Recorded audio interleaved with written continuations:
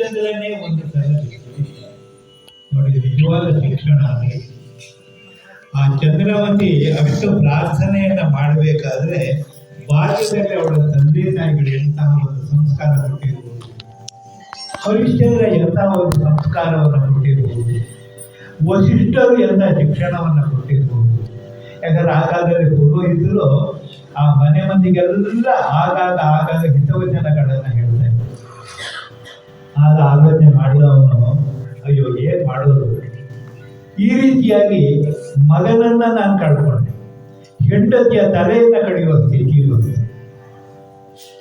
ಯಾವ ಹೆಂಡತಿಗೆ ಹರಿಶ್ಚಂದ್ರ ಮಾಂಗಲ್ಯ ಬಂಧನವನ್ನ ಮಾಡಿ ತನ್ನ ಗೃಹಲಕ್ಷ್ಮಿ ಅಂತ ಮನೆ ಒಳಗೆ ಧರ್ಮೇಶ ಅರ್ಥೇಶ ದಾನೇಶ ನಾಥಿತರಾಮಿ, ಅವಳು ತನ್ನ ದೇಹದ, ಮನಸ್ಸಿನ, ಹೃದಯದ, ಜೀವನದ ಅರ್ಧ ಭಾಗ ಧರ್ಮಾರ್ಥ ಕಾಮಗಳಲ್ಲಿ ನಿನ್ನನ್ನು ಅತಿಕ್ರಮಿಸಿ ನಾನು ಹೋಗೋದಿಲ್ಲ. ನಾತಿಚೇರಿತವ್ಯಂ, ಪುರೋಹಿತರ ಆಜ್ಞೆ. ಅದೇ ಕೈಗಳಿಂದ ಈಗ ಹೆಂಡತಿಯ ತಲೆಯನ್ನ ಕಡಿಯೋದಕ್ಕೆ ಸಿದ್ಧನಾಗಿದ್ದಾನೆ. ಆ ಸ್ಥಿತಿ ಬಂತು.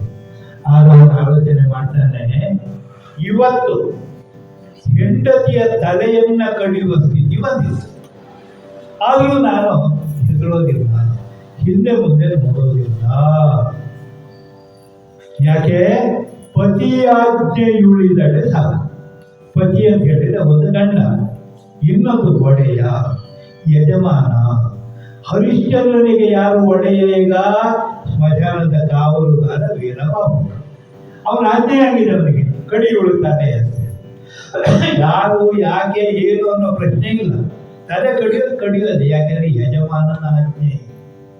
ಹರಿಶ್ಚಂದ್ರ ಚಕ್ರವರ್ತಿ. ನಮ್ಮ ದೇಶದಲ್ಲಿ ಚಕ್ರವರ್ತಿಗಳು ಕೆಲವರು ಮಾತ್ರ. ಚಕ್ರವರ್ತಿ ಅಂದ್ರೆ ಸೂರ್ಯನ ರಥದ ಚಕ್ರ ಎಲ್ಲೆಲ್ಲಿ ಹೋಗುತ್ತೋ ಅಲ್ಲೆಲ್ಲ ಇವ್ರದೇ ಅಧಿಕಾರ ಇದೆ. ಅವರಿಗೆ ಚಕ್ರವರ್ತಿಗಳು ಅಂತ.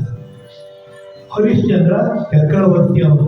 ಅವರ ಕೈಗಳಿಗೆ ಎಂತೆಂತಹ ರಾಜರು, ಮಹಾರಾಜರು, ಸಾಮಂತರು, ಧೀಮಂತರು ಅವನ ಕಾಲಿಗೆ ನಮಸ್ಕಾರ ಮಾಡಿದ್ದಾರೆ.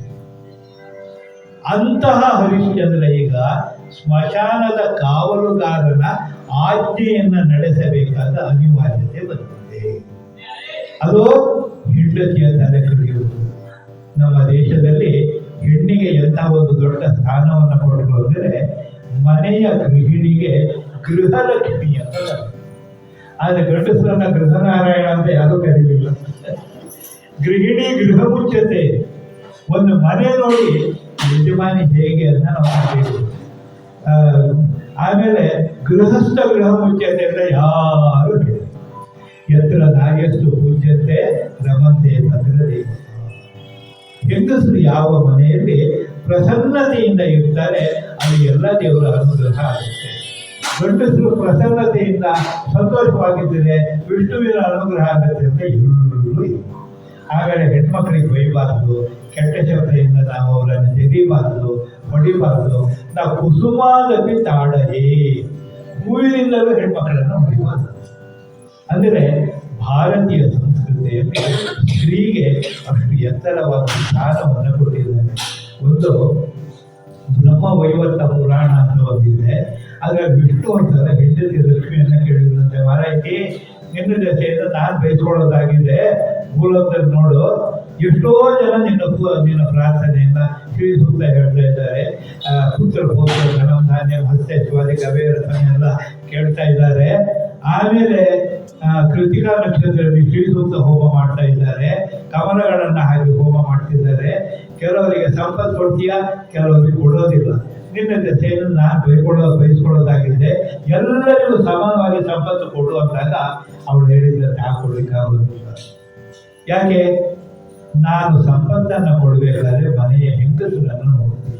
ಅರೆ ತುಡಿಯೋರು ಯಾರು? ಗಂಡಸರು. ಮನೆ ಸಾಮಂತರೋದು ಯಾರು? ಗಂಡಸರು.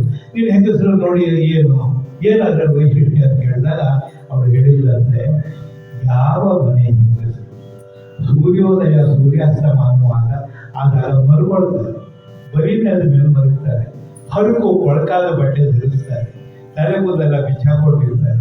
ಎರಡೂ ಕೈಯಿಂದ ತಲೆ ಕೆರ್ಕೊಳ್ತಾರೆ, ಅಪಶಬ್ದಗಳನ್ನು ಆಡ್ತಾರೆ. ನಾಥ ಅಹಂ ತಂ ಗೃಹಂ ನೂನಂ ತ್ಯಜ. ಆ ಮನೆಯನ್ನು ಬಿಟ್ಟೇ ಬಿಡ್ತೀನಿ ನಾನು.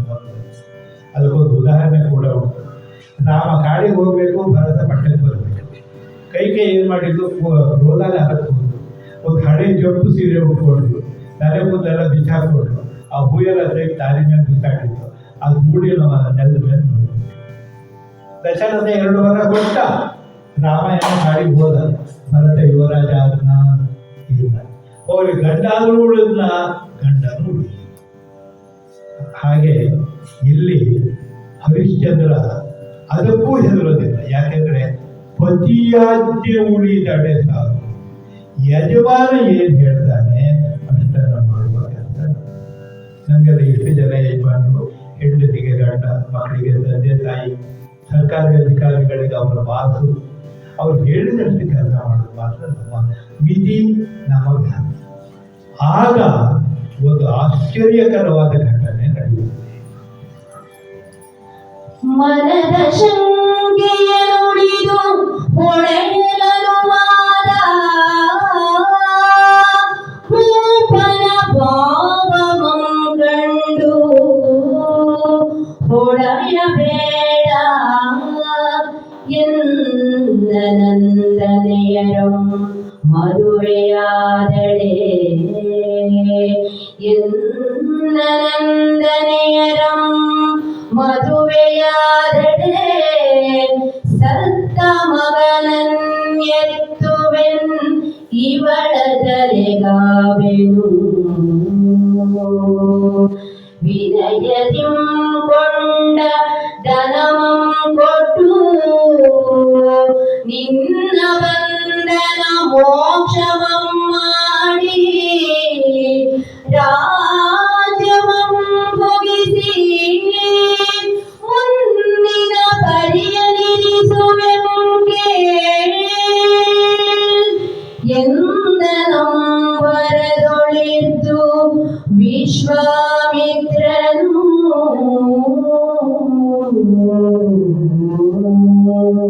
ಹರಿಶ್ಚಂದ್ರ ಮನದ ಶಂಕೆಯ ನುಡಿ.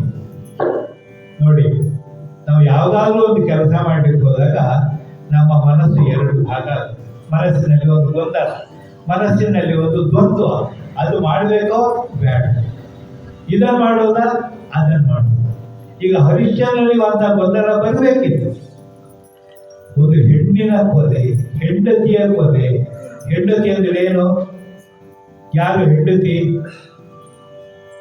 ಮದುವೆ ಆಗುವಾಗ ಈಗೆಲ್ಲ ಉಂಟು ಇರುವ ಗೊತ್ತಿಲ್ಲ, ವಧುವಿನಿಂದ ಇಂದ್ರನಲ್ಲಿ ಒಂದು ಪ್ರಾರ್ಥನೆ ಮಾಡುತ್ತಾರೆ. ದಶಾನ ಪುತ್ರನಾಧೇಹಿ, ಅಪ್ಪ ಇಂದ್ರ ನನಗೆ 10 ಜನ ಮಕ್ಕಳನ್ನ ಅನುಗ್ರಹಿಸು. ಯಾರಂದ್ರೆ ವಧು ಪ್ರಾರ್ಥನೆ ಮಾಡ್ಬೇಕಿಂದ್ರ. ಆಗ ಪಕ್ಕದಲ್ಲಿರುವ ಪುರೋಹಿತರು ಹೇಳ್ತಾರೆ, ಪತಿ ಬೇಕಾದಶಂ ಕೃತಿ. ಆಯ್ತು, ಇಂದ್ರ ನಿನ್ನ ಕೋರಿಕೆಯನ್ನು ಮನ್ನಿಸಿ 10 ಮಕ್ಕಳನ್ನು ಅನುಗ್ರಹ ಮಾಡಿದ ಅಂತ ಇಟ್ಕೊ. 11ನೆಯ ಮಗು ಯಾರು ಗೊತ್ತಾ ನಿನಗೆ? ನಿನ್ನ ಗಂಡ. ಗಂಡನನ್ನ 11ನೆಯ ಮಗುವನ್ನಾಗಿ. ಆದ್ರಿಂದಲೇ ವಯಸ್ಸು ಬಾಗಿದ ಮೇಲೆ ಹೆಂಡತಿಯನ್ನು ನೋಡು ಗಂಡನಿಗೆ. ಈಗ ಹೆಂಡತಿಯ ತಲೆ ಕಡಿದು ಯಾವ ತಲೆ ಕಡಿದಾಗಾಯ್ತು? ತಾಯಿ ತಲೆ ಕಡಿದಾಗ, ಗೃಹಲಕ್ಷ್ಮಿಯ ತಲೆ ಕಡಿದಾಗ. ಅಂತ ಯಾವ ಗೊಂದಲಗಳನ್ನು ಇಟ್ಕೊಳ್ಳೋದು, ಮನಸ್ಸಿನ ಗೊಂದಲ, ದ್ವಂದ್ವ, ಶಂಕೆ, ಸಂಶಯ, ಮಾಡಬೇಕು ಬೇಡ ಎಲ್ಲವನ್ನು ಕಿತ್ತು ಬಿಸಾಡ್ತಾನೆ. ಹಾಗಿತ್ತು. ಯಾಕೆ? ಪತಿಯಾಜ್ಞೆ ಉಳಿದಡೆ ಸಾಕು. ಆಗ ಇದ್ದಕ್ಕಿದ್ದಂತೆ ಆಕಾಶದಿಂದ ಒಂದು ಮಾತು ಕೇಳಿ ಬರುತ್ತೆ, ಆ ಹೊಡಿಬೇಡ, ನಿಲ್ಲು ನಿಲ್ಲು ನಿಲ್ಲು ನಿಲ್ಲು. ಈಗ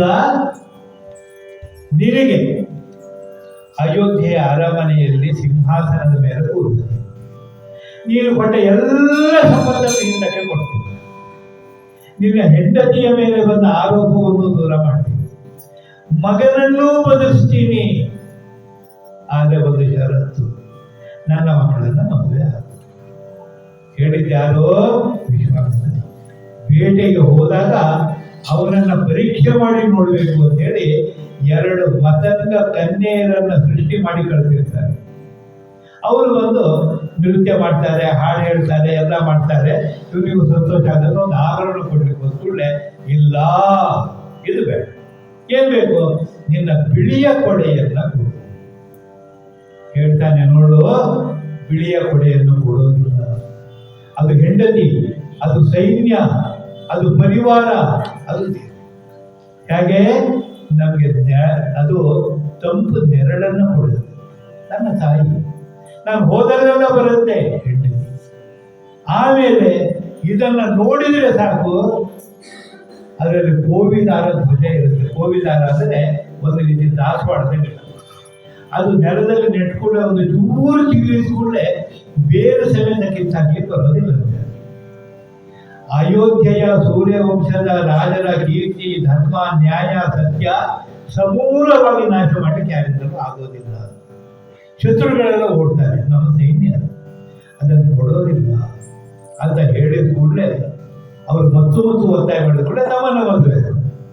ನಾನು ಏಕಪತ್ನಿ ವ್ರತ, ನನಗೆ ಪಟ್ಟಮಹಿಷಿ ಇದ್ದಾಳೆ, ಅವಳಲ್ಲಿ ಒಬ್ಬ ಮಗನೂ ಇದ್ದಾನೆ. ಇನ್ನು ಹಠ ಮಾಡಿದಾಗ ಸೇವಕರನ್ನು ಕರೆದು 4 ಬಿಗಿರಿ ಇವರಿಗೆ ಅಂತ ಅವರು ಓಡೋದು ವಿಶ್ವಾಮಿತ್ರ ಹತ್ರ ದೂರಿದರು. ಈಗ ಏನು ಮಾಡೋದು ಬೇಡ, ಸುಳ್ಳು ಹೇಳೋದು ಬೇಡ, ಇನ್ನೇನು ಬೇಡ, ನನ್ನ ಮಕ್ಕಳನ್ನು ಮದುವೆ.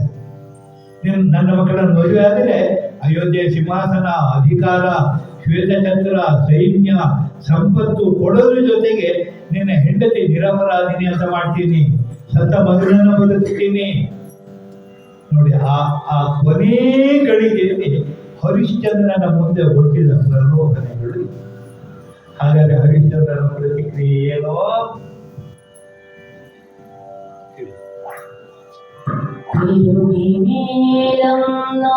ನೋಡಿ ಕಂಡಿದೆ ಮುನಿ, ನಿಮ್ಮ ಹಿರಿಯ ನನಗೆ ಮಾತು ಯೋಗ್ಯವೇ?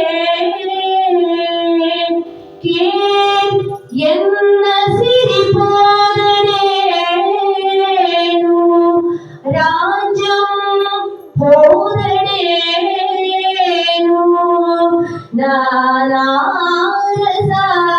ನಾನಾರಸಾರಿದ್ದಡೇನು ವರಪುತ್ರನ ಸುವಣಿದು ಹೋದಡೆ ನಾನಿನ್ನ ತರುಣಿಯಂ ಕೊಂದಡೆ ಕುಂದೆ ಸತ್ಯವನು ಕುಂದೆ ಸತ್ಯವನು ಬಿಟ್ಟಿರನ್ ಎನಿಸಿದಡೆ ಸಾಗು. ಕುಂದೆ ಸತ್ಯವನು ಬಿಟ್ಟಿರನ್ ಎನಿಸಿದಡೆ ಸಾಗು. ಎಂದೆತ್ತಿ ಹಿಡಿದ ಖಡ್ಗವ ಜಡಿಯುವುದಿಂತೆಂದನು.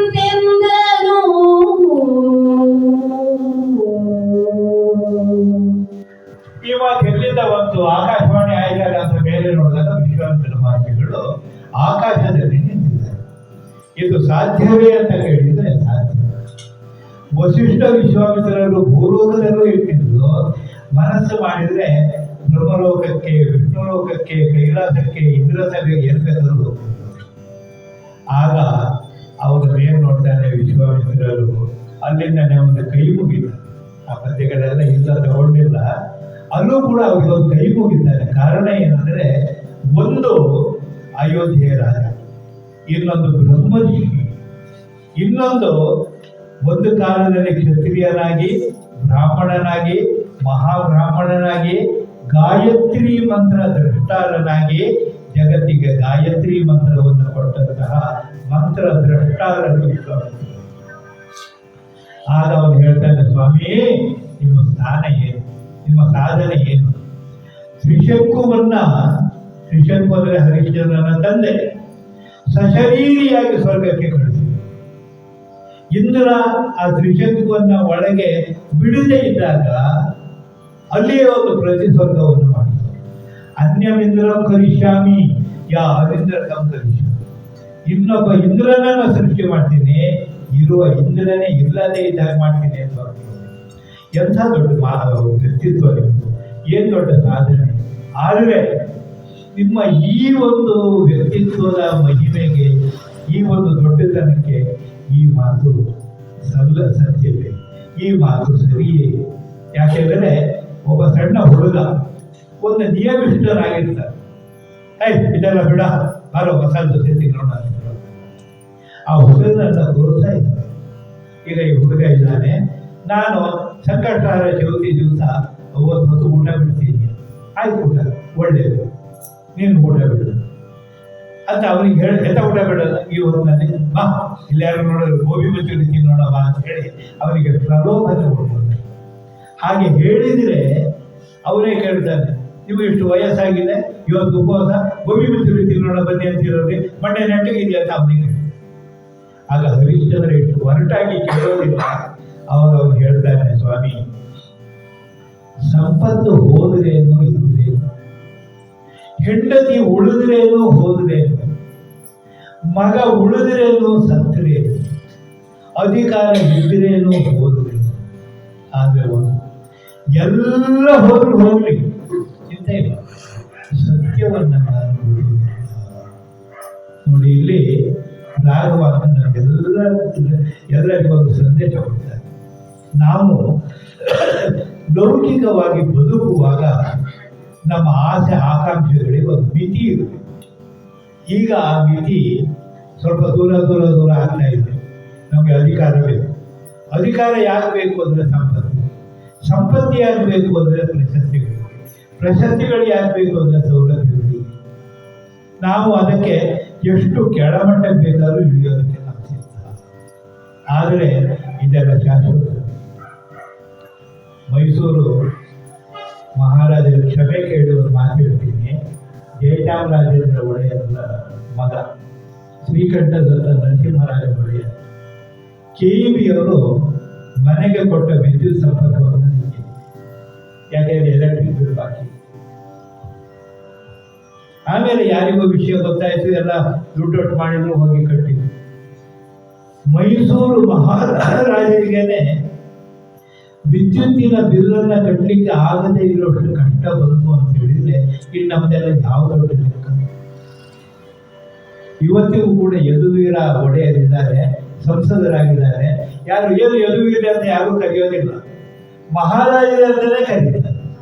ಅವರು ಕ್ಷೇತ್ರಕ್ಕೆ ಹೋದಾಗ ಅವರಿಗೆ ಪೂರ್ಣಕುಂಭ ಸ್ವಾಗತವನ್ನೇ ಕೊಡ್ತಾರೆ. ಅವರು ತಾಯಿದ್ದಾರೆ ಪ್ರಮೋದಾ ದೇವಿ, ಏನು ಮೇಡಮ್ ಅಂತ ಮಾತಾಡ್ಸೋದಿಲ್ಲ, ರಾಜಮಾತೆ ಅಂತಾನೆ ಕರೀತಾರೆ. ಆ ಗೌರವವನ್ನು ನಾವು ಕೊಡ್ತಾ ಇದ್ದೀವಿ. ಆ ಗೌರವಕ್ಕೆ ಅವರ ಅಂಥ ದೊಡ್ಡ ದೊಡ್ಡವರಿಗೆ ಆ ಕಷ್ಟ ಬಂತು ಅಂದಾಗ ನಮ್ದೆಲ್ಲ ಏನು.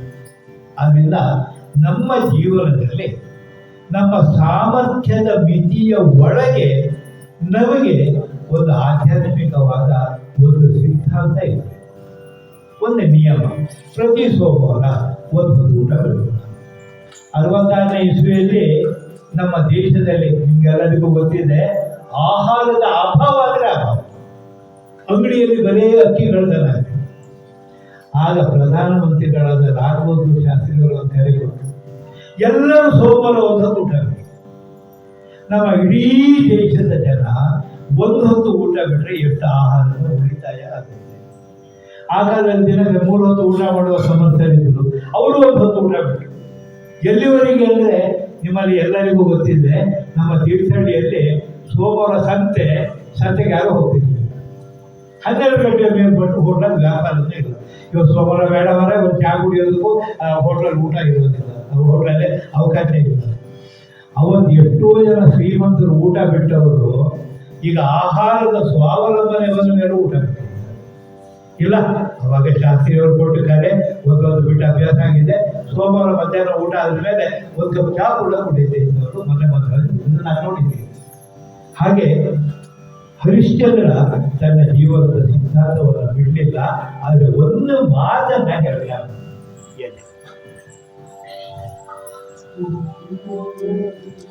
ಎನ್ನ ದುಷ್ಕರ್ಮ ವಶದಿಂದ ಕರ್ಮವೆಂದಿನ್ನೆ ಗಂಬಗೆರೆ ನಾನಿಂದು ತನಕಂ ಕಡೆಗೆ ನಿನ್ನ ದೊಡ್ಡ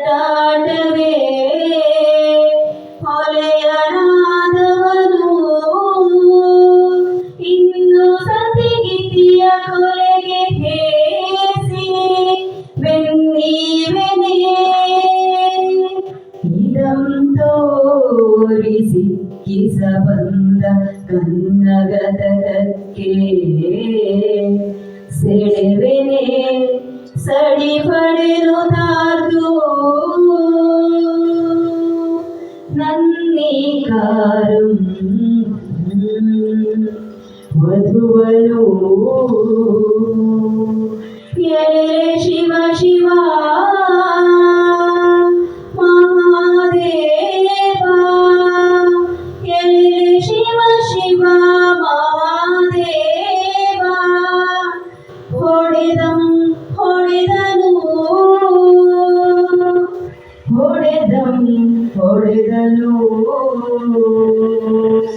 ಹರಿಶ್ಚಂದ್ರನ ಪ್ರಾಮಾಣಿಕತೆ ಎಷ್ಟು ದೊಡ್ಡದು.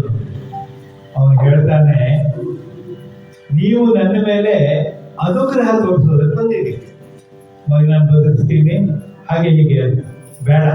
ಯಾಕೆಂದ್ರೆ ನನ್ನ ದುಷ್ಕರ್ಮದ ಫಲ ಇದು. ಏನು ದುಷ್ಕರ್ಮ ಮಾಡಿದ್ದ? ಹರಿಶ್ಚಂದ್ರ ತನ್ನ ಜೀವನವನ್ನು ಸಿಂಹಾವಲೋಕನ ಮಾಡಿಕೊಡ್ತಾನೆ. ಅವನು ಕೂಡ ಒಂದು ಸಲ ಮಾತಿಗೆ ತಪ್ಪಿದ್ದ. ಅದು ಹೇಳೋದಿಲ್ಲ, ಆದರೆ ಕಥೆ ಬಹಳ ಕಾಲ ಅವನಿಗೆ ಮಕ್ಕಳಾಗಲಿಲ್ಲ.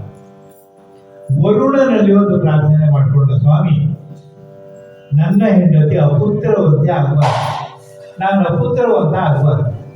ಒಬ್ಬ ಗಂಡು ಮಗುವನ್ನ ನೀನು ಅನುಗ್ರಹಿಸಿದರೆ ಅವನನ್ನೇ ಬಲಿಪಶುವನ್ನಾಗಿ ಮಾಡಿ ವರುಣ ಯಾಗ ಮಾಡ್ತೀನಿ ಅಂತ ಪ್ರಾರ್ಥನೆ ಮಾಡಿಕೊಂಡ.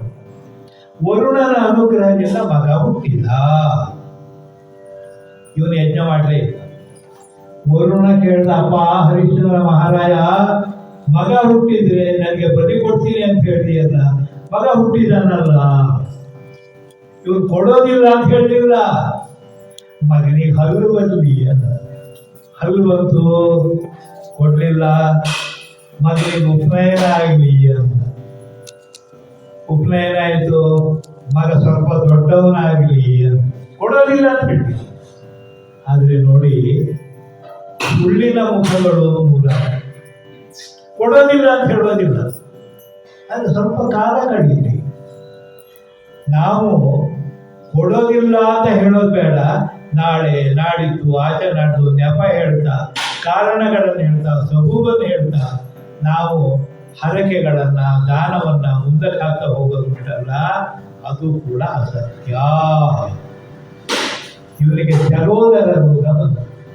ಜಲೋದರ ಅಂದ್ರೆ ಎಲ್ಲರಿಗೂ ಬಂದು ಹೊಟ್ಟೆಯಲ್ಲಿ ನೀವು ತುಂಬಿಕೊಡೋದು.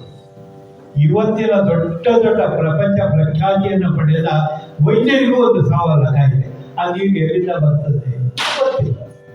ನೀರು ತೆಗೆದುಕೊಂಡು ಹೊಟ್ಟೆ ಒಳಗೆ ನೀರು ತುಂಬಿಕೊಡ್ತದೆ ಅಲ್ವಾ? ಅಂತ ಒಂದು ರೋಗ ಉಂಟು, ಜಲೋದರ. ಆ ಜಲೋದರ ರೋಗ ಏನು ಮಾಡೋದು?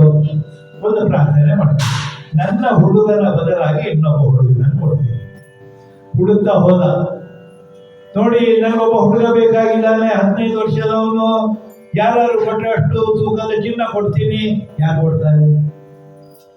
ಅಜಿಗಂತ ಅಂತ ಒಬ್ಬ ಋಷಿ, ಬಹಳ ಬಡತನ, ಅವನಿಗೆ 3 ಜನ ಗಂಡು ಮಕ್ಕಳು. ಅವನು ಹೆಂಡತಿ ಅಂತ ಹೇಳಿದ, ನಮ್ಮ ಒಬ್ಬ ಮಗನ ಕೊಟ್ಬಿಡ್ರು, ನಾವು ನಮ್ಮ ಮಗನ ಕೊಡ್ತೀವಿ ಅಂತ. ಹರಿಶ್ಚಂದ್ರ ಹೋದ ಕೂಡಲೇ ಅಪ್ಪ ಹೇಳ್ದ, ನನಗೆ ಇದೇ ಮಗ ಬೇಕು, ನನ್ನ ಸತ್ತಲ್ಲಿ ಅಷ್ಟಿಲ್ಲ ಹಾಕಿ. ತಾಯಿ ಹೇಳಿದ್ದು, ನನಗೆ ಕೊನೆ ಮಗನನ್ನು ಕಂಡ್ರೆ ಭಾರಿ ಪ್ರೀತಿ, ಕೊನೆ ಮಗನನ್ನು ಕೊಡೋದಿಲ್ಲ. ಆಗ ಮಧ್ಯದ ಮಗ ಆಲೋಚನೆ ಮಾಡಿದ, ಕಿರೆ ಮಗ ಅಪ್ಪನಿಗೆ, ಕಿರೆ ಮಗ ಅಮ್ಮನಿಗೆ, ನಾನು ಯಾರಿಗೆ? ನಾನು ವರುಣನಿಗೆ ನಾನು ಬರ್ತೀನಿ, ಕೊಡು ನನ್ನ ಅಪ್ಪನಿಗೆ ಹಣ. ಕೊಟ್ಟ. ರಾಜನಿಂದ ಹೊರಟ. ಯಾಗ ಆರಂಭ ಆಯಿತು. ಅವನೊಂದು ಕಂಬಕ್ಕೆ ಕಟ್ಟಬೇಕು. ಆ ಹುಡುಗನ ಕಂಬ ಕಟ್ಟಲಿಕ್ಕೆ ಯಾರೂ ಬರಲಿಲ್ಲ. ಹೇಳಿದ್ರೆ, ಈ ಹುಡುಗನ ಕಂಬ ಕಟ್ಟಿದ್ರೆ ಇನ್ನೊಂದಷ್ಟು ಹಣ ಕೊಡ್ತೀನಿ. ಅಪ್ಪನೇ ಬಂದು ಕಟ್ಟಿ. ತಲೆ ಕಡಿಯೋದು ಯಾರು? ತಲೆ ಪಡೆದವರಿಗೆ ಹಣ ಕೊಡ್ತೀನಿ. ಅಪ್ಪ ಬಂದ ಖಡ್ಗವನ್ನು ಕಟ್ತೀನಿ. ಅವನ ಹೆಸರು ಶಿವನಶೇಪ. ಅಷ್ಟೊತ್ತಿಗೆ ವಿಶ್ವಾಮಿತ್ರರು, ಏನ ನರಮೇಧ ಮಾಡ್ತಾ ಇದೀಯ? ನಿನ್ನ ಹಾಗೆ ಮನುಷ್ಯ ನರಮೇಧವನ್ನ ಮಾಡಿದ್ರೆ ನಿನಗೆ ವರುಣನಿಗೆ ಇಬ್ಬರಿಗೂ ಶಾಪ ಕೊಡ್ತೇನೆ. ನಿಲ್ಲಿಸಿದ್ರು. ಆಗ ವರುಣ ಅವನನ್ನು ಮುಟ್ಟಿದ. ವರುಣಾಯ ಸ್ವಾಹ ಇದನ್ನು ನಮ್ಮ ಮಾತ ಹೇಳಿ ಆಗಿದೆ, ನನಗೆ ಬಂತು ಅಂತ ಅವನ ಮಾಯ. ಅಪ್ಪ ಮಗನನ್ನು ಕೊಟ್ಟಾಗೆ, ರಾಜ ವರುಣನಿಗೆ ಕೊಟ್ಟಾಗೆ. ಹಾಗಾದ್ರೆ ಏನು ಮಾಡಬೇಕು, ಎಲ್ಲಿಗೆ ಹೋಗ್ಬೇಕು, ಯಾರು ಅವನ ಹೊಣೆಗ ರಕ್ಷಕರು ಯಾರು? ವಿಶ್ವಾಮಿತ್ರನ ತೊಡೆ ಮೇಲೆ ಕೂತ್ಕೊಳ್ತಾರೆ. ವಿಶ್ವಾಮಿತ್ರ ಹೇಳ್ತಾರೆ ಮಕ್ಕಳಿಗೆ, ನೋಡಿ ಆ ಹುಡುಗ ನನ್ನ ಬಲಗಡೆ ತೊಡೆ ಮೇಲೆ ಕೂತಿದ್ದಾನೆ. ಬ್ರಹ್ಮೋಪದೇಶ ಮಾಡುವಾಗ ಗಾಯತ್ರಿ ಮಂತ್ರವನ್ನ ಉಪದೇಶ ಮಾಡುವಾಗ ಮಗ ಬಲಗಡೆ ತೊಡೆ ಮೇಲೆ ಕೂತ್ಕೊಳ್ಬೇಕು. ಇವನನ್ನು ಮಗನ ಸಮಾನ, ಇವನಿಗೆ ಸೋದರನ ಸ್ಥಾನ ಕೊಡಿ. 50 ಜನ ಮಕ್ಕಳು, ಯಾರೋ ಪರದೇಶ ಹುಡುಗ, ನಾವು ತಪ್ಪಾದ ಒಪ್ಕೊಳ್ಳೋದು ಹೇಗೆ? ವಿಶ್ವಾಮಿತ್ರರ ಶಾಪ ಕೊಡಲು ನೀವು ಸುಟ್ಟು ಗುರಿಯಾಗಿ. ಯಾಕೆಂದ್ರೆ ಒಬ್ಬ ಅನಾಥನಿಗೆ ಒಂದು ರಕ್ಷಣೆ ಕೊಡದೇ ಇರುವ ಮಕ್ಕಳನ್ನು ವಿಶ್ವಾಮಿತ್ರರು ಮಧುಚ್ಛಂದ ಅನ್ನುವಂಥ ಒಬ್ಬ ಮಗ ಮುಂದೆ ಬಂದು ಹೇಳ್ತಾನೆ, ಅಪ್ಪ ಇನ್ನು ಮೇಲೆ ಇರುವುದೇ ನನಗ, ನಾವು ರಕ್ಷಣೆ ಮಾಡ್ತೀವಿ. ತುಂಬಾ ಸಂತೋಷ ಆಯಿತು. ನೀನು ಗೋತ್ರ ಪ್ರವರ್ತಕನಾಗುವಂತ ಮಧುಚ್ಛಂದನಿಗೆ ಆಶೀರ್ವಾದ ಮಾಡಿದ್ದು, ಅವನಿಗೆ ದೇವರಾದ ಅಂತ ಹೆಸರಿತ್ತು. ಅವಾಗ ಅವನು ಹೇಳ್ತಾ ಇದ್ದೆಲ್ಲ ನನ್ನ ದುಷ್ಕರ್ಮದ ಫಲ, ನೀವು ಏನು ಮಾಡ್ತೀರಿ, ನಾನು ಅನುಭವಿಸ್ಬೇಕು. ಈಗ ನೀವು ಇಷ್ಟೆಲ್ಲ ಹೇಳಿದ್ರು ಕೂಡ ನಾನು ಇದಕ್ಕೆ ಒಪ್ಪುದಿಲ್ಲ. ಆದರೆ ನೀವು ಒತ್ತಾಯ ಮಾಡ್ತಾ ಇದ್ದೀರಲ್ಲ, ಇದೇ ಹೊರೆತನ, ಇದಲ್ಲ. ನನ್ನ ಹೆಂಡತಿ ಇದ್ರೇನೋ ಬಿಟ್ರೇನೋ ನನಗೆ ಯಾವ ವ್ಯಾಮೋಹವೂ ಇಲ್ಲ. ಆದ್ರಿಂದ ನಿಮಗೆ ದೊಡ್ಡ ನಮಸ್ಕಾರ ಅಂತ ಹೇಳಿ ಕೈಯಲ್ಲಿರುವಂಥ ಖಡ್ಗ ತಗೊಂಡು ತಲೆಯನ್ನು ಕಡುತ್ತೆ. ಆವಾಗ ಒಂದು ಆಶ್ಚರ್ಯ ನಡೆಯುತ್ತೆ. ಹೊಡೆದ ಕಡುಗದ ಬಾಯ ಕಡೆಯ ಹೊಳೆ ಹುಳನಾತು, ಮಡರಿ ಗಿಳಿಗುರಳ ನಡುಪಡಿಸಿ ಮೂಡಿದನು. ಕಿಂಚಿಡೆಯ ಶಶಿಕಳೆಯ ಸುರನರಿಯ ಬಿಸಿಗಣ್ಣ ಮಣಿಗುಂಡಲದ ಪಂಚಮುಖದ ಎಡದ ಗಿರಿಜಯ ತಳಿದ ದಶಭುಜದ ಪುರಿತೊಗಲಿ ನುಡುಗೆಯ ಮಹಾವಿಷ್ಣು ನಯನ ಬೀರಿಸಿದ ಮೆಲ್ಲರಿಯ ಕಾಶಿ ರಮಣ ವಿಶ್ವನಾಥಂ ಸುರರ ನೆರವಿ ಜಯ ಜಯ ಜಯ ಜಯ ಎನ್ನುತ್ತೀರೆ. ಮೆಲ್ಲರಿಯ ಕಾಶಿ ರಮಣ ವಿಶ್ವನಾಥಂ ಸುರರ ನೆರವಿ ಜಯ ಜಯ ಜಯ ಜಯ ಎನ್ನುತ್ತೀರೆ.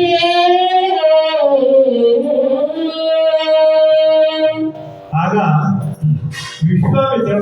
ವಿಶ್ವಾಮಿತ್ರರೊಟ್ಟಿಗೆ ಹೇಳಿದ್ರು ಕೂಡ ನನ್ನ ದುಷ್ಕರ್ಮದ ಫಲ ನೋಡಿ, ನಮ್ಗೆಲ್ಲರಿಗೂ ಕೂಡ ಕಷ್ಟಗಳು ಬರ್ತವೆ. ಒಬ್ಬ ಧಾರ್ಮಿಕ ಸತ್ಯವಂತ, ಯಾರಿಗೂ ಮೋಸ ಮಾಡದೇ ಇದ್ದವನು, ಕಪಟ ವಂಚನೆ ಗೊತ್ತಿಲ್ಲದೆ ಇದ್ದವನಿಗೂ ಕಷ್ಟ ಬರುತ್ತೆ. ಯಾಕೆಂದ್ರೆ ನಾವು ಹಿಂದಿನ ಜನ್ಮದಲ್ಲಿ ಮಾಡಿದಂತಹ ಪಾಪ ಪುಣ್ಯಗಳ ಫಲ ಈ ಜನ್ಮದಲ್ಲಿ ನಾವು ಅನುಭವಿಸಲೇಬೇಕಾಗುತ್ತೆ. ಆದ್ರಿಂದಲೇ ಅವಶ್ಯಂ ಅನುಭೋಕ್ತವ್ಯಂ ಕೃತಂ ಕರ್ಮಂ ಶುಭಾಶುಭ. ಒಳ್ಳೆ ಕೆಲಸ ಮಾಡ್ತೀವಿ, ಒಳ್ಳೆ ಫಲ ಸಿಗುತ್ತೆ. ನಮಗೆ ಬೇಡ ಅನ್ನುವ ಅಧಿಕಾರ ನಮಗಿಲ್ಲ. ಕೆಟ್ಟ ಕೆಲಸ ಮಾಡ್ತೀವಿ, ಕೆಟ್ಟ ಫಲ ಸಿಗುತ್ತೆ. ಇದು ಬೇಡ ಅನ್ನುವ ಅಧಿಕಾರವೂ ನಮಗಿಲ್ಲ. ಜಾತಕದ ಆರಂಭದಲ್ಲಿ ನೋಡಿ ನೀವು, ಪದವಿ ಪೂರ್ವ ಪುಣ್ಯ ನಾಮ ಬರೆದಿರ್ತಾರೆ. ಈ ಜನ್ಮದಲ್ಲಿ ಒಬ್ಬ ಅನಾಚಾರಿ, ದುರಾಚಾರಿ, ಫಟಿಂಗ, ಸಮಾಜ ಕಂಟಕ, ಅವರು ಮಾಡದೇ ಇರುವಂತಹ ಹೋಪ್ಲೆಸ್ ಕೆಲಸ ಯಾವುದೂ ಇಲ್ಲ, ಸುಖವಾಗಿರ್ತಾರೆ. ಅದನ್ನು ನೋಡಿ ನಾವು ಹೇಳ್ತೀವಿ, ನೋಡಿ ಅವ ಸುಖವಾಗಿದ್ದಾರೆ, ನಾವಿಷ್ಟು ಧರ್ಮದಲ್ಲಿ ನಡೀತೀವಿ, ದೇವಸ್ಥಾನಕ್ಕೆ ಹೋಗ್ತೀವಿ, ಕಾಶಿಗೆ ಹೋಗಿ ಬಂದ್ವಿ, ರಾಮೇಶ್ವರಕ್ಕೆ ಹೋಗಿ ಬಂದ್ವಿ, ತಿಂಗಳು ಸತ್ಯನಾರಾಯಣ ವ್ರತ ಮಾಡಿಸ್ತೀವಿ, ನಮ್ಗೆ ಯಾಕೆ ಕಷ್ಟ? ದೇವರೇ ನಿನಗೆ ಕಂಡಿಲ್ಲ. ಅವ ಯಾಕೆ ಸುಖವಾಗಿದ್ದಾನೆ ಅಂದ್ರೆ ಹೋದ ಜನ್ಮದಲ್ಲಿ ಏನೋ ಸ್ವಲ್ಪ ಒಳ್ಳೆ ಕೆಲಸ ಮಾಡಿದ್ದಾನೆ. ಆ ಒಳ್ಳೆ ಕೆಲಸದ ಫಲವನ್ನು ಈ ಜನ್ಮದಲ್ಲಿ ಅನುಭವಿಸ್ತಾ ಇದ್ದಾನೆ. ನಮ್ಮ ಬ್ಯಾಂಕ್ನಲ್ಲಿ ಬ್ಯಾಲೆನ್ಸ್ ಇರುವಷ್ಟು ಕಾಲ ATM ಕಾರ್ಡ್ ಹಾಕಿದ ಕೂಡಲೇ ದುಡ್ಡು ಬರುತ್ತೆ. ಬ್ಯಾಂಕ್ ಬ್ಯಾಲೆನ್ಸ್ ಹೋದಾದ ಕೂಡಲೇ ATM ವಿಷಯ ತೋರಿಸುತ್ತೆ, ಸಾರಿ ಟು ಆಪರೇಟಿವ್ ಕಾರ್ಡ್. ಹಾಗೆ ಒಬ್ಬ ಸತ್ಯವಂತನಿಗೆ ಯಾಕೆ ಕಷ್ಟ ಬರುತ್ತೆ ಅಂದರೆ ಹೋದ ಜನ್ಮದಲ್ಲಿ ಮಾಡಿದಂಥ ಕೆಟ್ಟ ಕೆಲಸಗಳಿಂದ. ಅದಕ್ಕೆ ಯಾವ ದೇವರು ಹೊಣೆ ಅಲ್ಲ. ನಮ್ಮ ಕಷ್ಟಗಳನ್ನು ಯಾವ ದೇವರು ಪಾರು ಮಾಡೋದಿಲ್ಲ. ಹಾಗಾದ್ರೆ ಕಷ್ಟಗಳು ಬಂದಾಗ ದೇವರು ಪ್ರಾರ್ಥನೆ ಯಾಕೆ ಮಾಡಬೇಕು ಅಂದರೆ, ಪರಮಾತ್ಮ ಹೋದ ಜನ್ಮದಲ್ಲಿ ನಾನು ಏನೇನೋ ಬ್ಯಾಡ್ ಮಾಡಿದ್ದೀನಿ, ಈ ಜನ್ಮದಲ್ಲಿ ಅನುಭವಿಸ್ತಾ ಇದ್ದೀನಿ. ಆದ್ರೆ ಒಂದು ಆ ಅನುಭವಿಸಿ ಎದುರಿಸಿ ಮೆಟ್ಟಿ ನಿಲ್ಲುವ ಶಕ್ತಿಯನ್ನು ಕೊಡುತ್ತೆ. ಯಾವುದೇ ಕಾರಣದಿಂದ ಎಲ್ಲ ಮನೆ ಬಿಟ್ಟು ಓಡಿ ಹೋಗೋದು, ಆತ್ಮಹತ್ಯೆ ಮಾಡ್ಕೊಳ್ಳೋದು, ಗಡ್ಡ ಬಿಟ್ಟು ಓಡಾಡೋದು, ಇದ್ದವ್ರ ಮೇಲೆ ಅದೆಲ್ಲ. ಒಂದು ಊರಿನಲ್ಲಿ ಒಬ್ಬ ಮುದುಕ ಇದ್ದ, ಅನಾಥ, ಒಬ್ಬನೇ ಓಂ ನಮ ಶಿವಾಯ ಅಂತ ವಯಸ್ಸಾಯ್ತು. ಅವನಿಗೆ ಓಂ ನಮ ಶಿವ ಬಿಟ್ಟರೆ ಬೇರೆ ಏನೂ ಇಲ್ಲ. ಶಿವಪಾರ್ವತಿಯನ್ನು ಮೇಲಿಂದ ಹೊತ್ತ ಪಾರ್ವತಿ ಹೇಳಿದ್ದು, ಸ್ವಾಮಿ ನಿಮ್ಗೇನಾದ್ರು ಮನುಷ್ಯತ್ವ ಇದೆಯಾ, ದೈವತ್ವ ಇದೆಯಾ? ನಿಮ್ಮ ಭಕ್ತ ನೋಡಿ ಯಾರು ಇಲ್ಲ, ಹೆಂಡತಿ ಮಕ್ಕಳು ಮನೆ ಮಾಡ ಏನೂ ಇಲ್ಲ. ಓಂ ನಮ ಶಿವಾಯ, ಸ್ವಲ್ಪ ಹಣ ಕೊಡಿ. ಈಶ್ವರ ಎಲ್ಲ ಕೊಡೋದಿಲ್ಲ. ಯಾಕೆ? ಹೋದ ಜನ್ಮದಲ್ಲಿ ನನ್ನ ಭಕ್ತ ಆಗಿಲ್ಲ, ಅದು ಈ ಜನ್ಮದಲ್ಲಿ ಮುಂದುವರೆದಿದೆ. ಹೋದ ಜನ್ಮದಲ್ಲಿ ಇವನು ಸಮಾಜಕ್ಕೆ ಮೋಸ ಮಾಡಿ ಬೇರೆಯವರ ಭೂಮಿ, ಬೇರೆಯವರ ಬಂಗಾರ, ಬೇರೆಯವರ ಸೊತ್ತು, ಬೇರೆಯವರ ವಸ್ತು, ಬೇರೆಯವರ ಪಶುಗಳು ಎಲ್ಲ ಅಪಹರಿಸಿದ್ದಾನೆ. ಅವರೆಲ್ಲ ಶಾಪ ಹಾಕಿದ್ದಾರೆ. ಈ ಜನ್ಮದಲ್ಲಿ ಏನ್ ಮಾಡಿದ್ರು ಅವನಿಗೆ ಸಿಗೋದಿಲ್ಲ. ಪಾರ್ವತಿ ಕರುಣೆ ಬಂತು, ಒಂದಿಷ್ಟು ಬಂಗಾರ, ಹಣ, ಬಟ್ಟೆ ಅವ್ರ ದಾರಿ ಮೇಲೆ ಹಾಕಿದ್ರು. ಆ ಗಂಟಿರುವ ಸ್ವಲ್ಪ ಹಿಂದೆ ಬರುವಾಗ ಅವನಿಗೊಂದು ಆಲೋಚನೆ ಬಂತು, ಇವತ್ತು ಕಣ್ಣು ಚೆನ್ನಾಗಿ ಕಾಣ್ತಾ ಇದೆ, ನನಗೆ ಸರಾಗ ಓಡಾಡ್ತಾ ಇದ್ದೀನಿ, ನಾಳೆ ಕಣ್ಣು ಹೋಗ್ಬಿಟ್ಟು ಏನು ಮಾಡೋದು, ಇವತ್ತು ಸ್ವಲ್ಪ ಅಭ್ಯಾಸ ಮಾಡ್ಕೊಳ್ಳಿ ಅಂತ ಹೇಳ್ದ. ಕಣ್ಣನ್ನು ಮುಚ್ಕೊಂಡು ಓಂ ನಮ ಶಿವಾಯ, ಓಂ ನಮ ಶಿವಾಯ, ಓಂ ನಮ ಶಿವಾಯ ಅಂತ ಗಂಟಿನ ಹತ್ರ ಬರುವಾಗ ಎಡಕ್ಕೆ ತಿರುಗಿಬಿಟ್ಟ. ಗಂಟು ದಾಟಿ ಮುಂದೆ ಹೋದ ಕೂಡಲೇ ಬುದ್ಧಿ ಪಲ್ಲಾಟ, ಎಂತ ಕೆಲಸ ಮಾಡ್ತಾ ಇದ್ದೀನಿ ನಾನು? ಕಣ್ಣು ಹೋದ್ರ ಮೇಲೆ ಯಾಕೆ ಆ ತರಬೇತಿ ಯಾಕೆ? ಕಣ್ಣು ಹೋದ್ರ ಮೇಲೆ ನಾನು ಉಳಿತೀನಿ ಅಂತ ಏನು ಭರವಸೆ? ಕಣ್ಣು ಕಾಣುವಾಗಲೇ ಹೋಗ್ಬಿಡುದು. ಒಂದು ವೇಳೆ ನಾನು ಬದುಕಿರುವಾಗಲೇ ಕಣ್ಣು ಹೋಯ್ತು ಅಂತ ಇಟ್ಕೊಂಡ್ರೆ ಶಿವ ಕೈ ಬಿಡೋದಿಲ್ಲ. ಊರಿನವರಿದ್ದಾರೆ, ಒಂದು ಮುಟ್ಟಿ ಅನ್ನ ಹಾಕ್ತಾರೆ, ಆಮೇಲೆ ಕೈ ಹಿಡಿದು ನಡೆಸೋರಿದ್ದಾರೆ. ಬೇಡ ಅಂತ ಈಶ್ವರ ಕೇಳಿದ, ಪಾರ್ವತಿ ನೀನು ಕೊಟ್ಟೆ ಸಿಟ್ಟ ಅವನಿಗೆ. ಯಾಕೆ? ಪೂರ್ವಜನ್ಮ, ಅದೆಲ್ಲ ಪದವಿ ಪೂರ್ವ ಜ್ಞಾನ. ಆದರೆ ಈಶ್ವರ ಪ್ರತ್ಯಕ್ಷ ಆಗ್ತಾನೆ. ಈಶ್ವರ ಒಬ್ಬನೇ ಬರೋದಿಲ್ಲ, ಒಂದು ಪಟ್ಟಿ ಮಾಡ್ತಾನೆ ಯಾರ್ಯಾರು ಬರೋದು.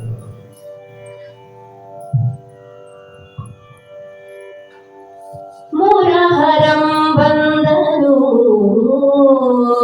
ಅಬ್ಜಾಸನಂ ಬಂದನು, ಅಮರರ ಪರಂ ಬಂದನು, ಅಗಜಾಪಿತಂ ಬಂದನು, ಈಶ್ವರ ಸುತಂ ಬಂದನು, ಈರಾರು ರವಿಗಳು ಬಂದರು, ಇಕ್ಷುಕೋದಂಡ ಬಂದ,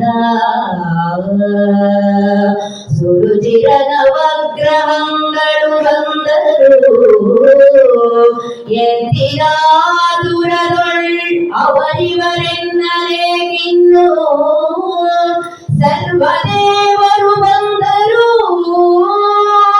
ಅಪ್ರತಿಮ ದೇವಾದಿ ದೇವ, ಪಂಪಾ ವಿರೂಪಾಕ್ಷನೆಡೆಗೆ ಸರ್ವದೇವರು ಬಂದರು, ಅಪ್ರತಿಮ ದೇವಾದಿ ದೇವ, ಪಂಪಾ ವಿರೂಪಾಕ್ಷನೆಡೆಗೆ.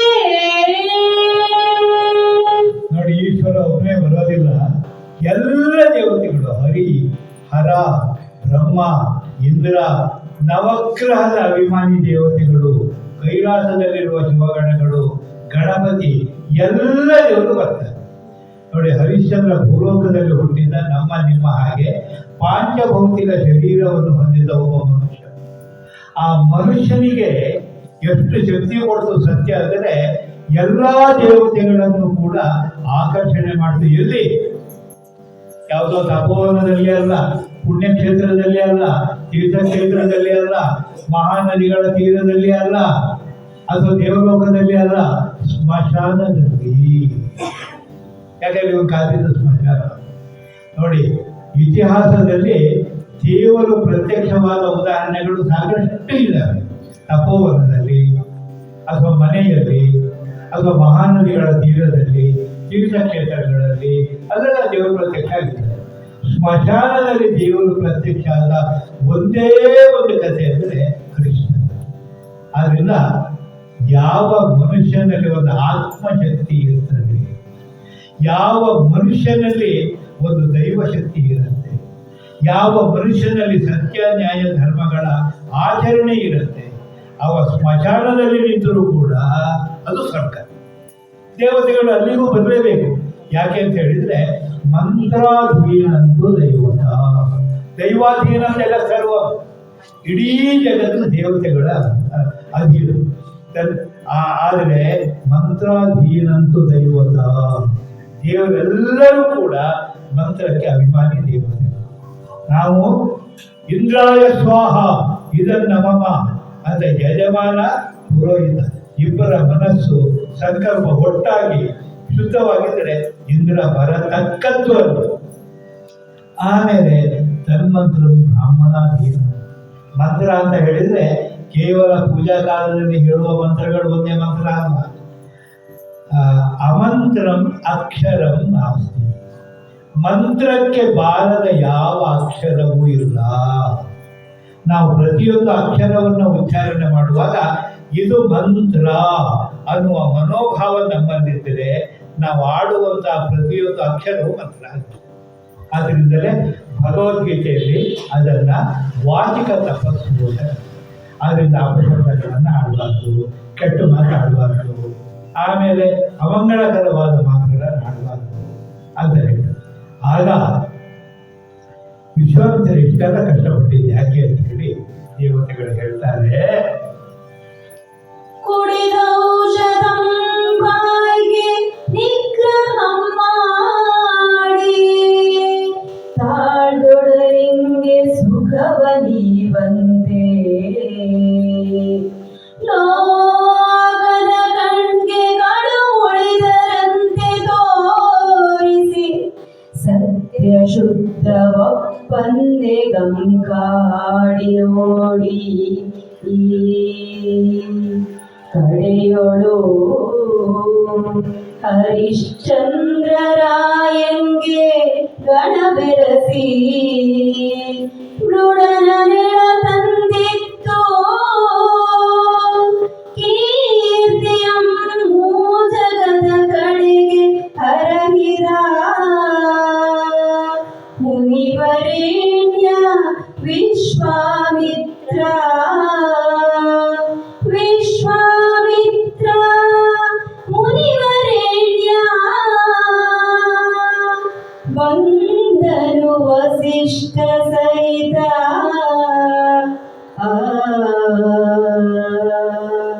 ಆಗ ಕವಿ ಬರೀತಾನೆ, ಕುಡಿದ ಔಷಧ ಒಡಲಿಂಗೆ ಹಿತ ತರುವ.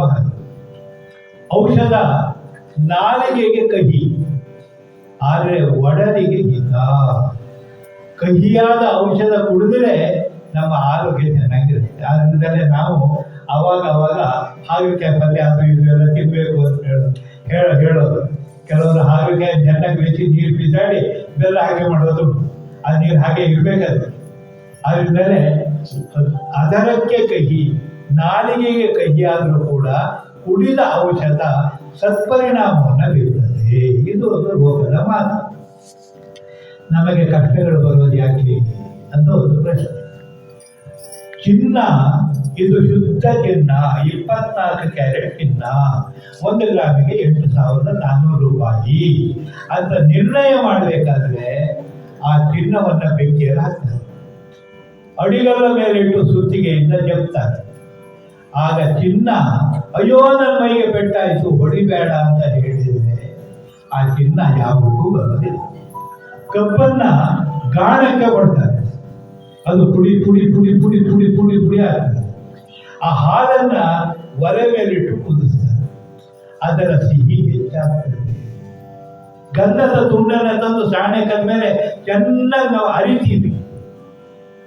ಅದು ಅರಿತದೆ, ಅರ್ಥ ಆಗ್ತದೆ, ನೋವಾಗುತ್ತೆ, ಸಹಿಸ್ಕೊಳ್ಳುತ್ತೆ. ಅದ್ರ ಪರಿಮಳ ಎಲ್ಲ ಕಡೆ ಇದೆ. ಮನುಷ್ಯನಿಗೆ ಕಷ್ಟಗಳು ಬರೋದು ಯಾಕೆ ಅಂದರೆ ಇವನು ಎಷ್ಟು ಗಟ್ಟಿ ಅಂತ ನೋಡಲಿಕ್ಕೆ ಅಥವಾ ಗಟ್ಟಿ ಮಾಡೋದಕ್ಕೆ. ಅದರಿಂದಲೇ ಹೇಳ್ತಾರೆ, ಶನಿ ಹಿಡಿದವನು ಸಾಯೋದಿಲ್ಲ, ಉದ್ದ ಹಿಡಿದವನು ಬದುಕೋದಿಲ್ಲ. ಶನಿ ಹಿಡಿದವನಿಗೆ ತುಂಬ ಕಷ್ಟಗಳು ಬರ್ತಾವೆ. ಯಾಕೆಂದರೆ ಕಷ್ಟಗಳನ್ನು ತಿಂದು ತಿಂದು ತಿಂದು ತಿಂದು ಅವನು ಗಟ್ಟಿ ಆಗಬೇಕು. ಒಬ್ಬ ಚಾಣ ಮತ್ತೆ ಹುಳಿ ತಗೊಂಡು ಹೋದ, ಒಂದು ಕಲ್ಲಿಗೆ ಒಂದು 4 ಪೆಟ್ಟು ಹಾಕಿದ ಕೂಡ ಅದು ಕಣ್ಣಿನ ಅಯ್ಯೋ ಪೆಟ್ಟಾಗ್ತದೆ, ಹೊಡಿಬೇಡ ಸಾಕು ಅಂತ ಬಿಟ್ಟ. ಇನ್ನೊಂದು ಕಲ್ಲಿಗೆ ಹೋಗಿ 10 ಪೆಟ್ಟು ಹಾಕಿದ ಕೂಡ ಅದು ಕಣ್ಣಿನ ಹಾಕ್ತು. ಅಯ್ಯೋ ಹೊಡಿಬೇಡ ಸಾಕು ಸಾಕು ಸಾಯ್ತೀನಿ ಅಂತ ಅದನ್ನು ಅದೇ ಬಿಟ್ಟ. ಇನ್ನೊಂದು ಕಲ್ಲಿಗೆ ಚಾಣ ಹೊಡೆಯೋದು ಶುರು ಮಾಡ. ಅವಾಗ ಅದು ಸಹಿಸ್ಕೊಂಡು ಎಷ್ಟು ಬೇಕಾದ್ರೆ ಹೊಡಿ, 100, 1000, ಲಕ್ಷ ಪೆಟ್ಟು ಹೊಡಿತೀಯೋ ಸಹಿಸ್ಕೊಂಡು ಎದೆ ಕೊಡ್ತೀನಿ. ಅದು ನಿಂತು ಕೊನೆಗೆ ಶಿಲ್ಪಿನೇ ಅದನ್ನು ಚಾಣ ಇಟ್ಟು ಸುಗ್ಗೆ ಹೊಡೆಯೋದು ನಿಲ್ಲಿಸಿ 2 ಪಕ್ಕಕ್ಕಿಟ್ಟ. ಆ ಮೊದಲು 4 ಪೆಟ್ಟು ತಿಂದು ಕಣ್ಣೀರು ಹಾಕಿರ್ತಾರ, ಅದು ಬೆಟ್ಟು ಕಲ್ಲ. 10 ಪೆಟ್ಟಿಂದು ಕಣ್ಣೀರು ಹಾಕಿರ್ತಾರಲ್ಲ, ಅದು ರುಬ್ಬೋ ಕಲ್ಲ. ಈ 1000 ಲಕ್ಷ ಪೆಟ್ಟು ಬಿದ್ದರೂ ಕೂಡ ಸಹಿಸ್ಕೊಂಡು ಎದೆ ಕೊಟ್ಟು ನಿಂತಲ್ಲ, ದೇವಸ್ಥಾನದಲ್ಲಿ ವಿಗ್ರಹ ಆಯಿತು. ಇದನ್ನ ವಿಶ್ವಾಮಿತ್ರ ಈ ರೀತಿಯಾಗಿ ಹರಿಶ್ಚಂದ್ರನನ್ನ ಕಾಟ ಕೊಟ್ಟು ಅವನನ್ನು ದರಿದ್ರನನ್ನಾಗಿ ಮಾಡಿ, ಹೆಂಡತಿಯ ತಲೆ ಕಡಿ ಹಾಗೆ ಮಾಡಿ, ಮಗನನ್ನ ಕೊಂದು ಇದೆಲ್ಲ ಮಾಡಿದ್ದು ಯಾಕೆ ಅಂದರೆ 3 ಲೋಕಕ್ಕೆ, ಬರೇ ಭೂಲೋಕದಲ್ಲಿ ಮಾತ್ರ ಅಲ್ಲ, ಸ್ವರ್ಗ, ಮರ್ತ್ಯ, ಪಾತಾಳ ಲೋಕದಲ್ಲಿಯೂ ಕೂಡ ಅವನು ಕೀರ್ತಿ ಆಗಬೇಕು ಅಂತ ಹೇಳುವ ಹಾಗೆ ವಿಶ್ವಾಮಿತ್ರರು ಬಂದರು, ವಸಿಷ್ಠರು ಬಂದರು. ನೋಡಿ, ಗುರುಗಳು ನಮಗೆ ಅನುಗ್ರಹ ಮಾಡಿಬಿಟ್ರೆ ಎಷ್ಟು ದೊಡ್ಡ ಕಷ್ಟವನ್ನು ದೂರ ಆಗುತ್ತೆ. ವಿಜಯನಗರದ ಚಕ್ರವರ್ತಿಗಳಲ್ಲಿ ಅತ್ಯಂತ ಖ್ಯಾತನಾದವನು, ಜನಪ್ರಿಯನಾದವನು ವಿಜಯನಗರ ಕೂಡಲೇ ನಮಗೆ ಪಟ್ಟ ನೆನಪಿಗೆ ಬರೋದು ಕೃಷ್ಣದೇವರಾಯ. ಅವನಿಗೆ ಒಂದು ಕುಹುಯೋಗ ಅಂತ ಇತ್ತು, ಒಂದು ಸಿಡು ಹೊಡೆದು ಸಾಯೋ ಯೋಗ. ಅವನ ಗುರುಗಳು ವ್ಯಾಸರಾಯಿತು. ಮಠದಿಂದ ಅರಮನೆಗೆ ಬಂದರು. ಇವ್ರಿಗೆ ಬಹಳ ಆಶ್ಚರ್ಯ. ಏನಾದ್ರು ಕೆಲಸ ಇದೆ ಕೃಷ್ಣದೇವರಾಯ ಬರಲಿ ಅಂತ ಹೇಳ್ಕೊಳ್ತವಲ್ಲ, ಇವತ್ತು ಇಲ್ಲಿಗೆ ಬಂದಿದ್ದಾರೆ. ಕೂಡಲೇ ದಡ ದಡ ದಡ ಸಿಂಹಾಸನ ಹಿಡ್ಕೊಂಡು ಬಂದ, ಕಾಲಿಗೆ ಬಿದ್ದ. ಗುರುಗಳೇ, ಏನು ಅಪ್ಪಣೆ, ನೀವು ಹೇಳ್ಕೊಳ್ತೀನಿ, ನಾನೇ ಬರ್ತಿದ್ದೆ, ಏನಾಗಬೇಕು, ಏನ್ ಬೇಕು ನಿಮ್ಗೆ? ನನಗೆ ವಿಜಯನಗರ ಸಾಮ್ರಾಜ್ಯದ ಅಧಿಕಾರ ಬೇಕು, ಕೊಡ್ತೀಯೋ? ಇಷ್ಟೇನಾ? ತಗೊಳ್ಳಿ. ತಲೆ ಮೇಲಿರೋ ಕಿರೀಟ, ಆಮೇಲೆ ಪಟ್ಟದ ಅವರ ಮುದ್ರೆಯುಂಗುರ, ಪಟ್ಟದ ಖಡ್ಗ ಎಲ್ಲ ತೆಗೆದು ಜೋಳಿಗೆ ಹಾಕಿದ. ಇನ್ನು ವಿಜಯನಗರ ಚಕ್ರವರ್ತಿಗಳು ನೀವೇ, ನಾನು ಪ್ರಜೆ, ಏನಪ್ಪಣೆ ಅಂತ ಕೈ ಕಟ್ಕೊಂಡು ನಿಂತ. ಇವರು ಹೋದ್ರು ಸಿಂಹಾಸನ ಮೇಲೆ ಕೂತ್ಕೊಂಡ್ರು. ಕೂತು ಹೊತ್ತಿಗೆ ಸಿಂಹಾಸನಕ್ಕೆ ಒಂದು ಸಿಟ್ಟು ಹೊಡೆದು ಹೆಗಲ ಮೇಲಿರೋ ಕಾವಿ ಉತ್ತರೆ ತೆಗೆದಿಗೆ ಹಿಡ್ಕೊಂಡ್ರು. ಅದನ್ನು ಅಲ್ಲೇ ನಿಲ್ಲಿಸಿದ್ರು. ಎಲ್ಲರೂ ನೋಡ್ತಿದ್ದ ಹಾಗೆ ಅದು ಸುಟ್ಟು ಉರಿದು ಬೂದಿಯಾಗಿ ಕೆಳಗಡೆ ಹಿಡ್ಕೊಂಡು ಬಂದರು. ನಿನ್ನಂಥವನು ಬೇಕು ನಮ್ಮ ದೇಶಕ್ಕೆ, ನಮ್ಮ ರಾಜ್ಯಕ್ಕೆ, ನಮ್ಮ ಧರ್ಮ ಉಳಿಬೇಕಾದ್ರೆ. ನಿನ್ನನ್ನು ಉಳಿಸೋದಕ್ಕೆ ಬಂದೆ. ನಾನು ಸನ್ಯಾಸಿ, ನನಗೆ ಏನು ಬೇಕಪ್ಪ? ಇಗೋ ತಗೋ. ಕಿರೀಟ ತಲೆ ಮೇಲಿಟ್ಟರು, ಮುದ್ರೆ ಇಬ್ಬರ ಕೈ ತೋರಿಸಿದ್ರು, ಪಟ್ಟದ ಕತ್ತಿ ಸೊಂಟ ಕಟ್ಟಿದ್ರು, ಮುದ್ರೆ ಸಿಂಹಾಸನ. ಮೃತ್ಯು ಮುಖದಿಂದ ಪಾರು ಮಾಡುವ ಶಕ್ತಿ ಇರೋದು ಗುರುಗಳಿಗೆ. ವಸಿಷ್ಠರು ಬಂದರು, ವಿಶ್ವಾಮಿತ್ರರು ಬಂದರು. ಆಗ ಆಕಾಶದಲ್ಲಿರುವ ದೇವತೆಗಳು ಅಂಬರದ ಸುರರು ಭೂಮಳೆಗರೇ ತುರುಗಿದ ಕದಂಬ ಬೆಳವಿನದೆ ಪೂರೈಪ ಶಂಕರ ವೈವರಂ ಬಟದ ಸೂನೈಪ ನಿಸಾಳ ಪೊಳೆವ ಬೇರಿಗಳ ಬಿರುದೆತ್ತಿ ಕರೆವ ಕೊಂಬುಗಳ ಬಾರಿಸುವ ಹರಗೆರವುವಾದನಿ ಗುರುಂಬದ ಮಹಾರವದ ಸಡಗರದ ಸಂಭ್ರಮಾಡಂಬರದ ನಡುವೆ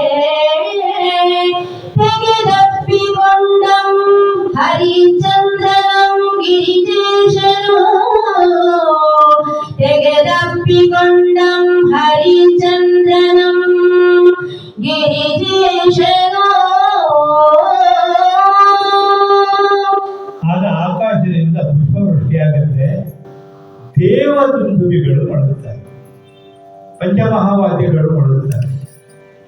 ನಾವು ಯಾವುದಾದ್ರೂ ಧಾರ್ಮಿಕ ಕಾರ್ಯವನ್ನು ಮಾಡ್ತಾ ಇರುವಾಗ ನಿಜವಾಗ್ಲೂ ಕೂಡ ಅದರಲ್ಲಿ ಹಾರ್ದಿಕತೆ ಇದ್ದರೆ ಒಂದು ಸುಗಂಧ ಬರುತ್ತದೆ ವಾತಾವರಣದಲ್ಲಿ. ನೀವು ಕೆಲವು ಕಡೆ ನೋಡಿ, ಹೋಮಾದಿಗಳಾಗುವಾಗ ಒಂದು ವಿಶಿಷ್ಟವಾದ ಸುಗಂಧ ಬರುತ್ತೆ. ಆಗ ಈಶ್ವರ ಅವನನ್ನು ಅಪ್ಪಿಕೊಳ್ತಾನೆ. ಆಮೇಲೆ ಆಗ ಅವರಿಗೆ ಈಶ್ವರ ಒಂದು ಮಾತು ಹೇಳ್ತಾನೆ,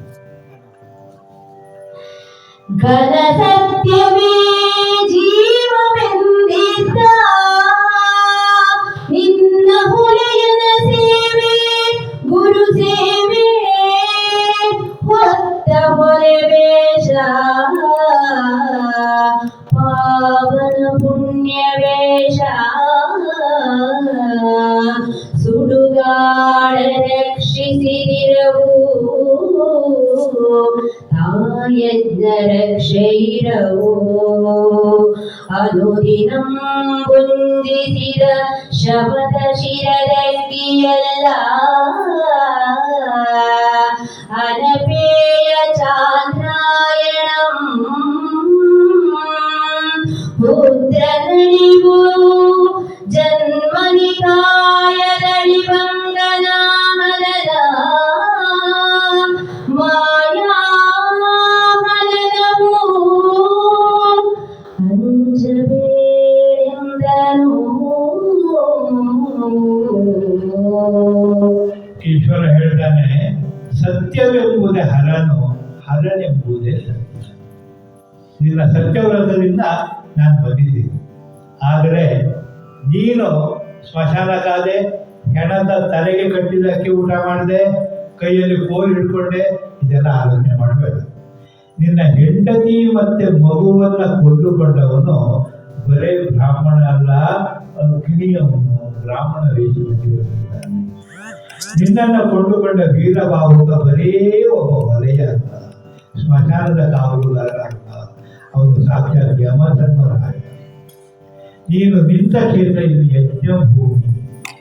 ನೀನು ಹೆಣದ ಅಕ್ಕಿ ಊಟ ಮಾಡ್ತಿದ್ಯಲ್ಲ, ಅದು ಹೋಮದ ಪ್ರಸಾದ. ಒಂದು ಹೋಮದ ಪ್ರಸಾದ, ಒಂದು ಪಿತೃಗಳ ಪ್ರಸಾದ, ಎರಡನ್ನೂ ಕೂಡ ಕರ್ತೃಗಳು ಸೇವನೆ ಮಾಡಬೇಕು ಅಂತ. ಹೋಮದ ಯಜ್ಞದ ಪ್ರಸಾದಕ್ಕೆ ಅಮೃತ ಅಂತ ಹೆಸರು. ಆಮೇಲೆ ಪಿತೃಗಳ ಪ್ರಸಾದಕ್ಕೆ ಪ್ರಹಸ ಅಂತ ಹೆಸರು. ಆದ್ರಿಂದಲೇ ಆ ಪ್ರಸಾದವನ್ನ ಪಿತೃಗಳು ಅನುಗ್ರಹ ಮಾಡಿದ ಪ್ರಸಾದವನ್ನ ಬೇರೆಯವರಿಗೆ ಕೊಡಬಾರ್ದು ಅನ್ನೋ ಶಾಸ್ತ್ರ ಉಂಟು. ಯಾಕಂದ್ರೆ ಪಿತೃಕರ್ಮಕ್ಕೆ, ವೈಕುಂಠ ಸಮಾರಾಧನೆಗೆ, ಶ್ರಾದ್ದಕ್ಕೆ ಬೇರೆಯವರನ್ನು ಸಿಕ್ಕಿದವ್ರನ್ನೆಲ್ಲ ಕರಿಬಾರ್ದು, ಕುಟುಂಬಸ್ಥರು ಮಾತ್ರ ಸೇರಬೇಕು ಅಂತ ನೀವು. ಆಮೇಲೆ ನೀನು ಚಾಂದ್ರಾಯಣ ಯಜ್ಞ ಮಾಡಿದಲ್ಲ, ಸತ್ಯವನ್ನು ಹೇಳಿದಲ್ಲ, ಆಮೇಲೆ ನೀನು ನಿಂತಿದ್ದು ಯಜ್ಞ ಭೂಮಿ ಅಂತ ಹೇಳಿ ಅವರಿಗೆ ಆಶೀರ್ವಾದ ಮಾಡ್ತಾನೆ.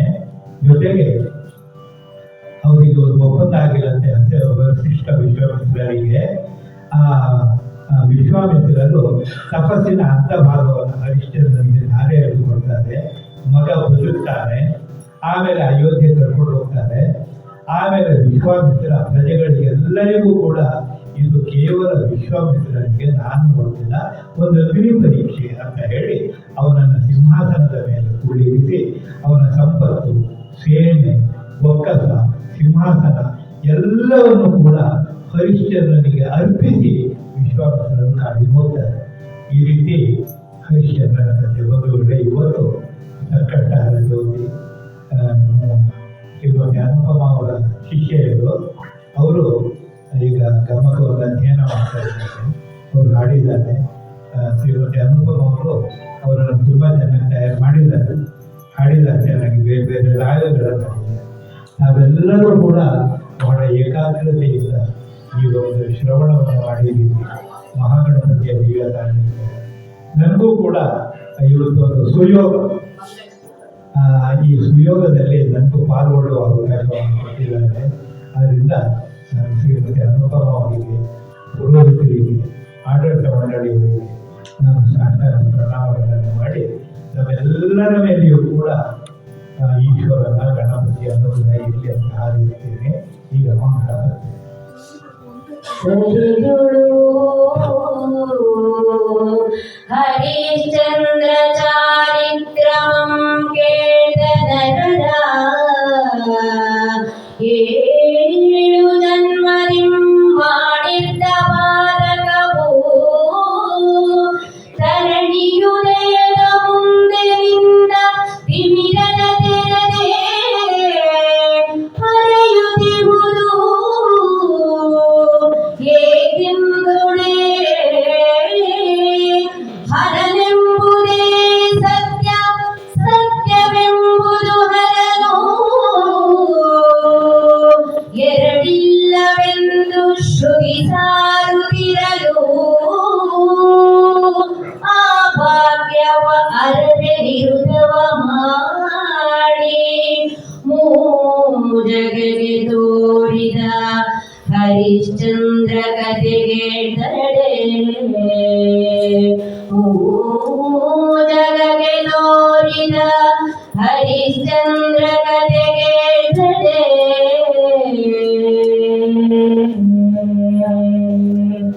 ಮಂಗಳಂ ಜಯ ಮಂಗಳಂ ಮಂಗಳಂ ಶುಭ ಮಂಗಳಂ ಮಂಗಳಂ ಸರ್ವ ಮಂಗಳಂ ಮಂಗಳಂ ನಿತ್ಯ ಮಂಗಳಂ. ಎಲ್ಲರಿಗೂ ಧನ್ಯವಾದಗಳು. ಆತ್ಮೀಯ ಗಮಕ ಕಲೆಯ ಆಸಕ್ತ ಗುರುಗಳೇ, ಈ ದಿನ ರಾಗಲಹರಿ ಗಮಕ ಕಲಾ ಸಂಘ ಹಾಗೂ ಶ್ರೀ ಗಣಪತಿ ದೇವಸ್ಥಾನ ಆಡಳಿತ ಮಂಡಳಿಯ ಸಹಕಾರದೊಂದಿಗೆ ಸಂಕಷ್ಟದ ಗಣೇಶ ಚತುರ್ಥಿ ಪ್ರಯುಕ್ತ 10ನೇ ಆವೃತ್ತಿಯ ಗಮಕ ವಾಚನ ಮತ್ತು ವ್ಯಾಖ್ಯಾನ